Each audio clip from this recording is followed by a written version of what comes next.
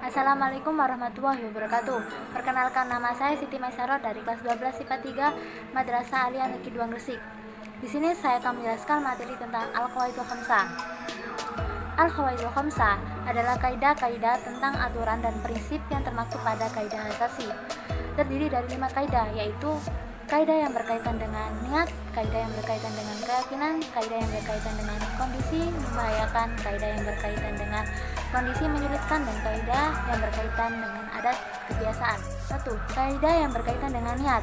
Al-umuru bimaqasidiha, yang artinya segala perkara tergantung pada niatnya. Maksudnya adalah niat yang terkandung pada hati seseorang saat melakukan amalia. Dasar hukumnya adalah Quran Surat Al-Bayyinah ayat 5. Wama umiru illa liya'budu wa muslimina. Contoh penerapannya adalah ketika wanita dalam keadaan haid dan dia membaca bismillah dengan diniati untuk membaca Al-Quran, maka hukumnya haram. Ketika diniati berzikir, maka hukumnya tidak haram.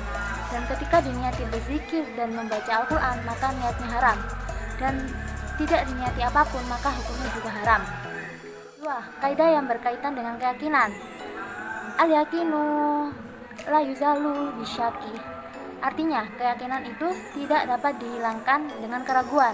Maksudnya adalah semua hukumnya sudah berlandaskan pada suatu keyakinan, itu tidak dapat dipengaruhi oleh keraguan, yang merupakan unsur eksternal, tidak dapat menghilangkan hukum yang ditanamkan. Dasar hukumnya adalah Quran Surat Al-Yunus ayat 36. Contoh penerapannya, yaitu orang sholat yang ragu pada rokaat keberapakah antara 3 rokaat dan 4 rokaat, dan maka yang diambil adalah 3 rokaat karena yang paling diyakini adalah 3 rokaat.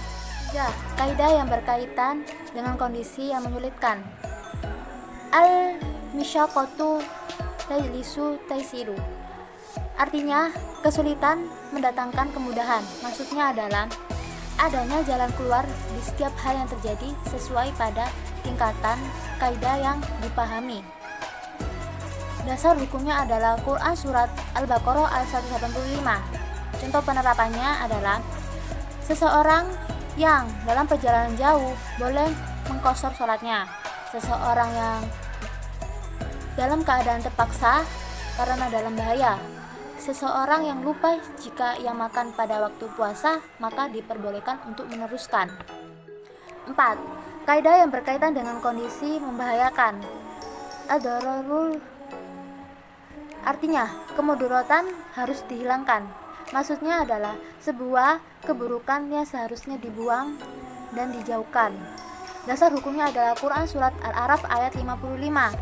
Contoh penerapannya adalah tidak diperbolehkan mengambil makanan seseorang, apalagi seseorang tersebut juga membutuhkan makanan itu. 5. Kaidah yang berkaitan dengan adat kebiasaan. Al-adatu muhakkamah. Artinya adalah cara hidup yang diyakini dengan nilai-nilai kebiasaan yang dibentuk oleh norma-norma yang berjalan sejak lama. Dasar hukumnya adalah Quran Surat An-Nisa ayat 19. Contoh penerapannya adalah adat Minangkabau tentang kekerabatan yang telah melekat pada norma daerah tersebut. Dan dari itu, terima kasih, kurang lebihnya mohon maaf. Wassalamualaikum warahmatullahi wabarakatuh.